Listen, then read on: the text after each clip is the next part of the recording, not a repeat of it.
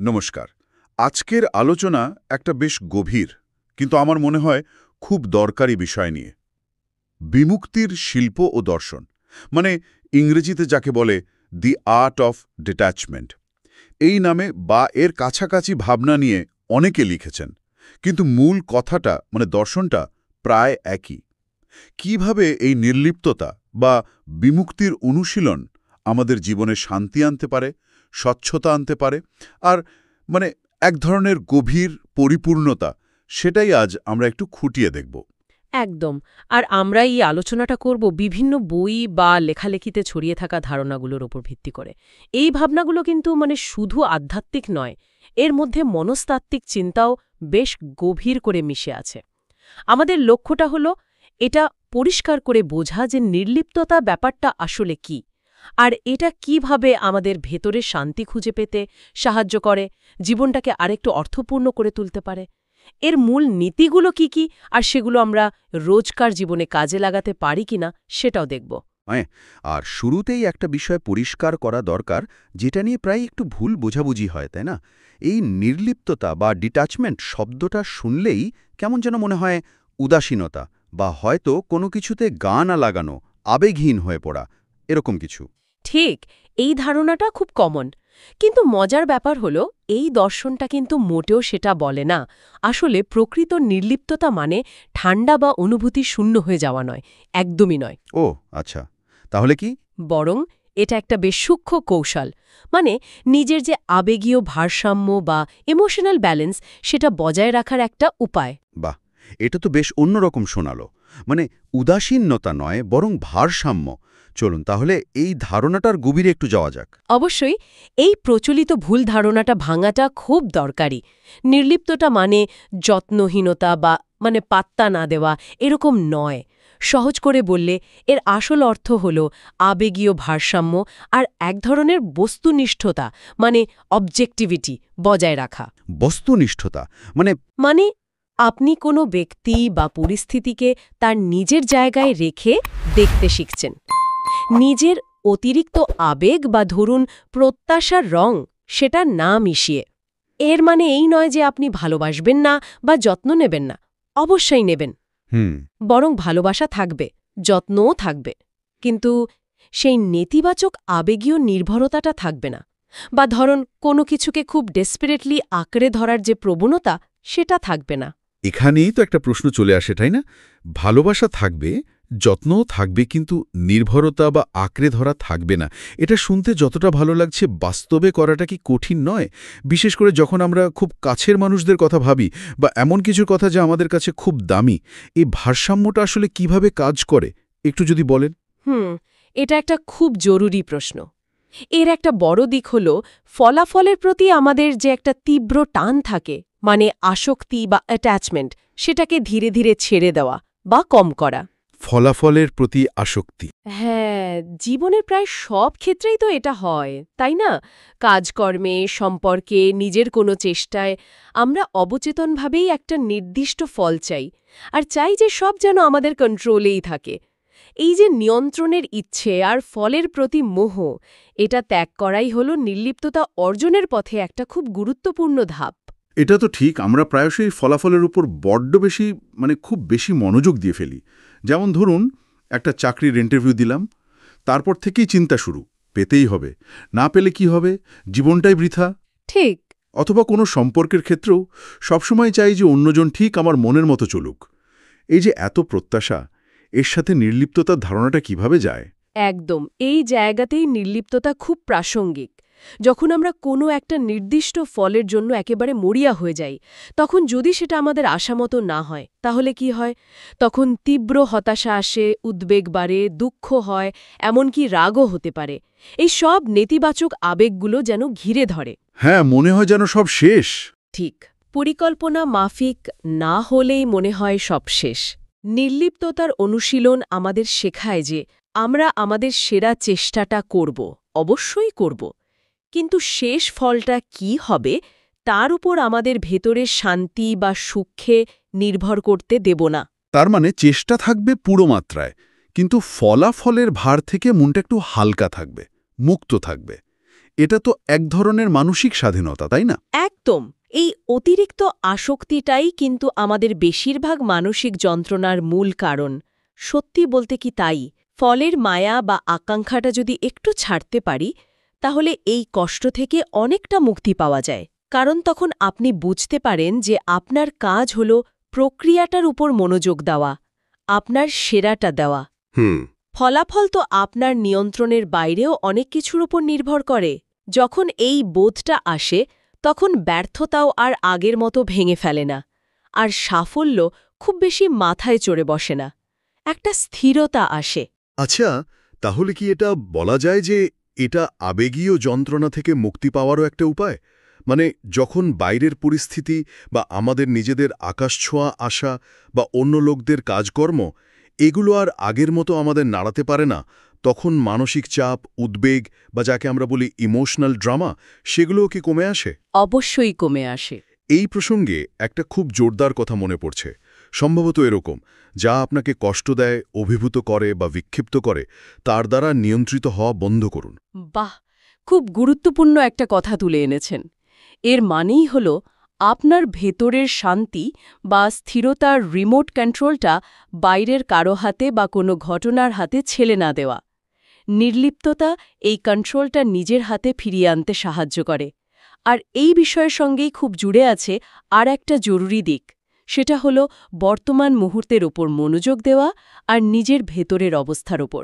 এটা খুব সত্যি, কারণ আমাদের মনটা তো প্রায়ই হয় অতীতে পড়ে থাকে, তাই না? কোনো আফসোস বা ভুলের স্মৃতিতে, নয়তো ভবিষ্যতের দুশ্চিন্তায় ডুবে থাকে। বিশেষ করে ফল কি হবে সেই চিন্তা। বর্তমান মুহূর্তটা প্রায় হারিয়ে যায় টানাটানিতে। নির্লিপ্ততা এখানে কিভাবে সাহায্য করে? নির্লিপ্ততার অনুশীলনটা আমাদের সচেতনভাবে এই মনের ভ্রমণ থেকে বর্তমানে ফিরিয়ে আনে। এটা শেখায় কিভাবে অতীতের বোঝা বা ভয় এগুলো একটু সরিয়ে রেখে এই মুহূর্তটাতে পুরোপুরি বাঁচা যায়। এর লক্ষ্যটা হল বাইরের পরিস্থিতির ওপর কম নির্ভর করে নিজের ভেতরের শক্তি, নিজের সচেতনতা, স্বচ্ছতা এগুলোর ওপর ভর করে জীবনটা চালানো। যখন আপনার মনোযোগ বর্তমানে থাকে, তখন বাইরের ঘটনার ওঠানামা আপনাকে সহজে টলিয়ে দিতে পারে না। তার মানে এই অনুশীলন আমাদের ভেতরে এক ধরনের স্থিরতা, কামনেস বাড়াতে সাহায্য করে। এমনকি যখন চারপাশে অনেক অনিশ্চয়তা বা অস্থিরতা থাকে তখনও। অবশ্যই। এই অনুশীলনের অন্যতম প্রধান লক্ষ্যই তো হল মননশীলতা, মাইন্ডফুলনেস বাড়ানো আর ভেতরের সেই স্থিরতা বা শান্তি তৈরি করা। এর একটা বড় সুবিধা কি জানেন? আপনি আপনার নিজের চিন্তা আর অনুভূতিগুলোকে যেন একটু দূর থেকে দেখতে শেখেন। দূর থেকে? কিভাবে? সেগুলোর সঙ্গে নিজেকে একেবারে গুলিয়ে ফেলেন না, বা সেগুলোর দ্বারা তাড়িত হয়ে সঙ্গে সঙ্গে কোনো প্রতিক্রিয়া দেখান না। ব্যাপারটা অনেকটা এরকম, ধরুন আপনি নদীর তীরে দাঁড়িয়ে স্রোত দেখছেন, স্রোতের সঙ্গে কিন্তু ভেসে যাচ্ছেন না। বাহ, এটা তো অসাধারণ একটা ক্ষমতার মতো শোনালো। চারপাশে যতই ঝড় ঝাপটা বা টেনশন থাকুক না কেন, নিজের ভেতরে একটা শান্ত স্থির জায়গা খুঁজে পাওয়া, এটাই কি সেই যাকে বলে ইনার পিস, ভেতরের শান্তি, যা বাইরের পরিস্থিতিতে সহজে টলে না? এটাই বোধহয় সেই আহা মুহূর্ত, যখন বাইরের কোনো নেগেটিভ জিনিস ভেতরে অতটা প্রভাব ফেলতে পারে না। হ্যাঁ, অনেকটা সেরকমই। এই ক্ষমতা অনিশ্চয়তার মাঝেও এক ধরনের মানসিক স্থিরতা এনে দেয়। তবে এটা কিন্তু রাতারাতি হয় না, অনুশীলনের মাধ্যমে ধীরে ধীরে গড়ে ওঠে। আর মজার বিষয় হল, এই একই নীতি কিন্তু সুস্থ সম্পর্ক বজায় রাখার ক্ষেত্রেও ভীষণ জরুরি। নির্লিপ্ততা এখানে সুস্থ সীমানা, হেলদি বাউন্ডারিজ তৈরি করার একটা খুব দরকারি টুল হিসেবে কাজ করে। সম্পর্ক আর সীমানা, এই জায়গাটা নিয়ে কিন্তু অনেকের মনেই বেশ ধোঁয়াশা থাকে। নির্লিপ্ততা এখানে কিভাবে সাহায্য করতে পারে? এটা কি সম্পর্কের মধ্যে একটা দূরত্ব তৈরি করে না? মনে হতে পারে না যে আমি হয়তো আর আগের মতো কেয়ার করছি না বা পাত্তা দিচ্ছি না? এই প্রশ্নটা আসাই স্বাভাবিক। কিন্তু আগেই যেমন বলছিলাম, নির্লিপ্ততা মানে উদাসীনতা বা দূরত্ব তৈরি করা নয়, বরং এটা একটা স্বাস্থ্যকর দূরত্ব বজায় রাখতে সাহায্য করে, যেটা আসলে সম্পর্ককে লম্বা সময়ের জন্য টিকিয়ে রাখতে খুব জরুরি। ধরুন আপনার একজন বন্ধু বা প্রিয়জন বারবার একই ভুল করছেন বা এমন কিছু করছেন যা আপনার জন্য কষ্টকর হয়ে দাঁড়াচ্ছে।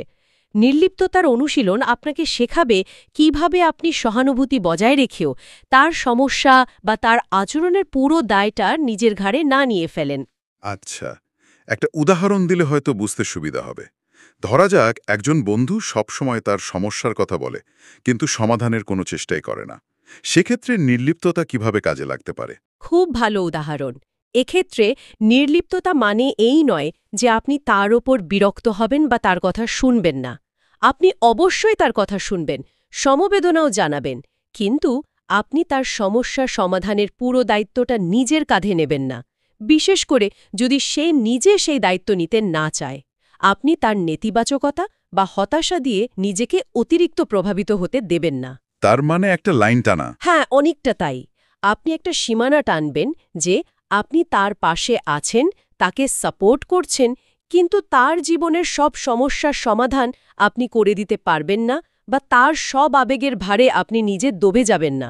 এটা কিন্তু তাকেও হয়তো একটু পরোক্ষভাবে তার নিজের পরিস্থিতি বা কাজের দায়িত্ব নিতে উৎসাহ দেবে। বুঝতে পারছি। তার মানে নির্লিপ্ততা এখানে আমাকে অন্যের প্রতি কেয়ারিং হতে সাহায্য করছে, কিন্তু তাদের জীবনের ড্রাইভার হয়ে উঠতে বাধা দিচ্ছে। এটা আসলে পারস্পরিক সম্মান আর ব্যক্তি স্বাধীনতার উপর জোর দেয়, সম্পর্ককে আরও মজবুত করতে পারে। এটা দেওয়াল তোলা নয়, বরং নিজের মানসিক স্বাস্থ্যের যত্ন নিয়ে অন্যের পাশে দাঁড়ানো। একদম ঠিক বলেছেন। এটা অন্যের বোঝা নিজের কাঁধে নেওয়া থেকে আপনাকে বাঁচায়, আবার একই সাথে ভালোবাসার সম্পর্কটাকেও টিকিয়ে রাখতে সাহায্য করে। ভালোবাসা থাকে, যত্ন থাকে, কিন্তু সেই আঁকড়ে ধরা বা এমন আবেগীয় নির্ভরতা থাকে না যা নিজের শান্তি নষ্ট করে আর অনেক সময় অন্য মানুষটার বেড়ে ওঠাতেও বাধা দেয়। এভাবে সম্পর্কগুলো অনেক বেশি স্বাস্থ্যকর হয়, টেকসই হয় আর পারস্পরিক শ্রদ্ধার উপর ভিত্তি করে গড়ে ওঠে। তাহলে পুরো বিষয়টা যদি একসঙ্গে দেখি, এই নির্লিপ্ততার দর্শন আসলে আমাদের এটাই শেখাচ্ছে যে জীবনের আসল শক্তি কোনো কিছুকে জোর করে ধরে রাখাতে নেই, বরং কখন কোন জিনিসটা ছেড়ে দিতে হবে, কিভাবে ছাড়তে হবে, সেটা জানার মধ্যেই আসল শক্তিটা লুকিয়ে আছে। এই ছেড়ে দেওয়ার শিল্পটা আয়ত্ত করতে পারলেই বোধহয় প্রকৃত স্বাধীনতা, পরিপূর্ণতার ভেতরে শান্তি পাওয়া সম্ভব, তাই না? চমৎকার বলেছেন। এটাই হলো সার কথা। এই ছেড়ে দেওয়া মানে কিন্তু হেরে যাওয়া বা পালিয়ে যাওয়া নয়, একদমই নয়। বরং এটা হলো অপ্রয়োজনীয় আবেগীয় বোঝাগুলো, যেমন নিয়ন্ত্রণের অবাস্তব ইচ্ছে, অতীতের দুঃখ, ভবিষ্যতের ভিত্তিহীন চিন্তা, এই সব কিছুকেই সচেতনভাবে মুক্তি দেওয়া। যখন আমরা এগুলো ছাড়তে শিখি, তখনই কিন্তু বর্তমান মুহূর্তের সৌন্দর্য আর জীবনের গভীরতর শান্তি অনুভব করার জন্য আমাদের মন আর হৃদয় খুলে যায়। বাহ, সত্যি খুব গভীর উপলব্ধি। তাহলে আজকের এই আলোচনা থেকে আমরা বেশ কয়েকটা গুরুত্বপূর্ণ দিক পেলাম। আমরা বুঝলাম নির্লিপ্ততা মানে অনুভূতিহীনতা বা উদাসীনতা নয়, এটা বরং আবেগীয় ভারসাম্য আর বস্তুনিষ্ঠতা অর্জনের একটা পথ। ফলাফলের প্রতি অতিরিক্ত টান কমানো, আবেগীয় কষ্ট থেকে নিজেকে বাঁচানো, বর্তমানে বাঁচা, ভেতরে স্থিরতা আর মননশীলতা বাড়ানো, আর সম্পর্কের ক্ষেত্রে সুষ্ঠু সীমানা বজায় রাখা, এই সব কিছুতেই নির্লিপ্ততার অনুশীলন আমাদের দারুণভাবে সাহায্য করতে পারে। এবং সবচেয়ে গুরুত্বপূর্ণ যে শিক্ষাটা, তা হল এই সচেতনভাবে ছেড়ে দেওয়ার মধ্যেই আসল শক্তি আর স্বাধীনতা লুকিয়ে আছে। যখন আমরা যা নিয়ন্ত্রণ করতে পারবো না তা নিয়ে অহেতুক চিন্তা করা ছেড়ে দিই, যখন অন্যের কথা বা কাজের ওপর আমাদের মানসিক শান্তিকে নির্ভর করতে দিই না, তখনই আমরা জীবনের দিকে এক নতুন চোখে তাকাতে পারি। একদম। আজকের আলোচনাটা সত্যিই অনেক কিছু ভাবার সুযোগ করে দিল। এখানেই শেষ করছি আজকের পর্ব। তবে যাওয়ার আগে শ্রোতাদের জন্য একটা ছোট্ট প্রশ্ন বা ভাবনার খোরাক রেখে যেতে চাই। অবশ্যই।